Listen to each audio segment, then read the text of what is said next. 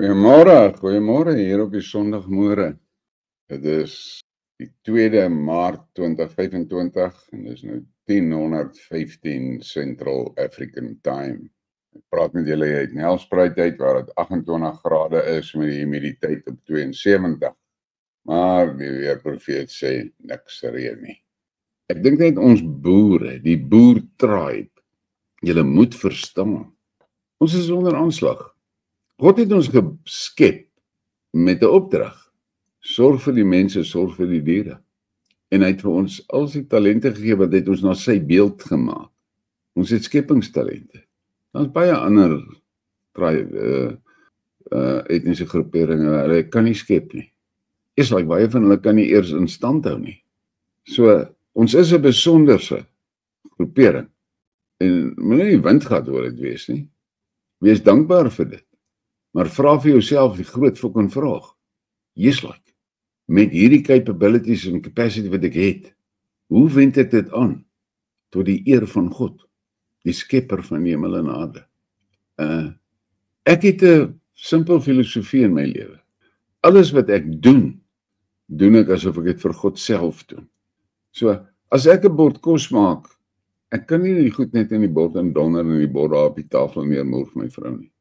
Eerstens sit ek alles wat ek het in die voorbereiding van daai dis. Alles. Tweedens, maak ek seker die tafel is gedek, oordentlik gedek. Derdens, as ek daai bord neersit vir haar, dan sit ek hom vir haar neer asof ek dit vir God neersit. Dit wat op daai bord is die beste wat ek kan doen. Is dit perfek? Nie altyd nie. Is daar foute in? Ja, baie. Maar dis die beste wat ek kan doen. En dit is genoeg vir my. Want ek kan nie beter nie. Want ek moes nou my beste gedoen. En God is my skepper. Hy weet of dit my beste is of nie, hoor. Hy weet. So, hierdie Sondagmôre sê ek vir julle, skenk aandag aan daai. Maar ons is ver in die vliegend. Sorry boys. Die Andre van die Weshuisen sê die kleerlinggemeenskap het nog nooit leierskap gehad nie. Ek sal met jou saamstem. Maar jy moet na die kleerlinggemeenskap kyk in daardie konteks wat jy nou daar genoem het. En dan kyk jy na die boertribe. En dan sien jy min of meer dieselfde verwarring. Die verwarring is nie gefundeer in dieselfde realiteite nie. Maar die verwarring is daar. Ja, nou sê Karen Lange, ek het vanoggend na die SASSA grant gekyk. Colleen is reg daaroor.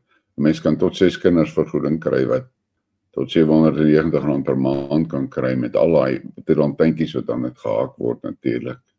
En dan sê dis soveel kom soveel meisies swanger word. Ek het dit mos nou al gesê. Die swart gemeenskap is deur XXX en die SASSA grant psychologically gemanipuleer na 'n plek toe waar daai baba is nie 'n mens nie. In hulle oë is daai baba nie 'n mens nie. Daai baba is 'n commodity. Daai baba verteenwoordig 'n revenue stream.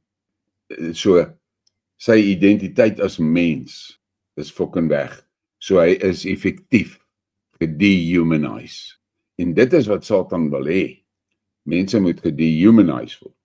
So, daardie SASSA grant was ingebring om ultimately te lei tot 'n geslag wat ons nou het, 'n generation wat ons nou sien, waarin die kind, die baba, gedehumanize word. En daai baba verteenwoordig geld en that's it.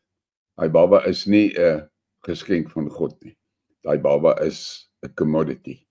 En daai mental attitude teenoor daai babas veroorsaak geweldig baie kommersiële geleenthede. Daar word tot 50 van hulle per dag ontvoer in die land. Marula Media het daaroor gepraat. Ek sê dit al lankal vir julle. Ek praat met mense wat in daardie sektor operational is. Ek is te bang om met hulle te praat op die kanaal vir hulle eie beskerming. Dit is skrikwekkend wat aangaan. Ek dink nie die gewone ou, julle wat hier na my sit en luister, het enigsins 'n idee van hoe diep gesetel en goed van die human traffic ding in Suid-Afrika is nie. En dit word moontlik as gevolg van daardie fundamentele waarheid van die SASSA grant. daardie babas is gedehumanized. Daar's daai saak wat nou so rukkie 'n paar dae terug van daai swart vrou wat haar kind verkoop het aan van hierdie body snatchers. Sy het hom verkoop. Sy word gearresteer. Sy sê hy is ontvoer. Maar hulle by vinnig nee, was 'n deal gedoen.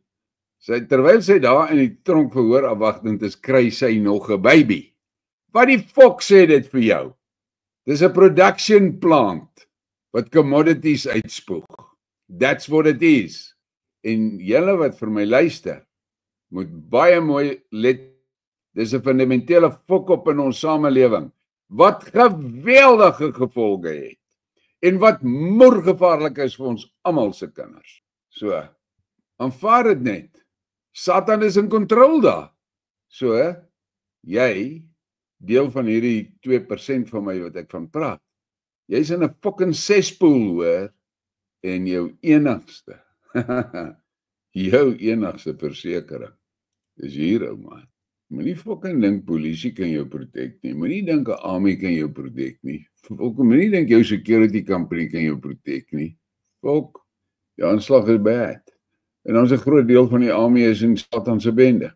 Groot deel van die polisie is in Satan se bende. Hierdie is al daai cyber connection. Neem daai bold step. Plug daai kettle in. Ja, onmiddellike voordele is jy gaan nou kon koffie maak. Maar daai stoom, dis waaroor jy bekommerd moet wees. En waaroor jy moet dink. En wat jy moet bevorder. Daai stoom. Dis daai stoom. Die koffie is 'n bonus. Daai stoom. Dis waaroor jy moet dink. Wat hierdie jong teelertjies doen met daai babies. Hulle vat daai grant vir hulle self, die ma. En dan gooi hulle daai kleintjie by die ouma af. Boer die man uit.